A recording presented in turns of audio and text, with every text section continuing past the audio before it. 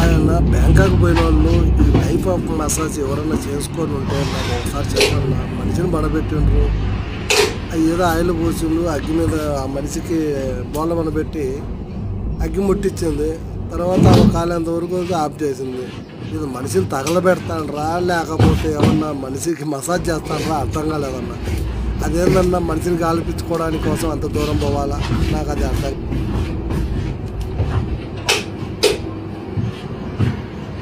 ఇది ఏం మసాజో నాకు కొంచెం చెప్తే చూడు భయ్యా. ఆ యొక్క ఎంత ఫ్రీగా ఉందో భయం. అంటే ఈ మసాజ్ చేయించుకున్నప్పుడు ఆ మనిషి భయపడకుండా ఉండడం అనేది పెద్ద పేరే.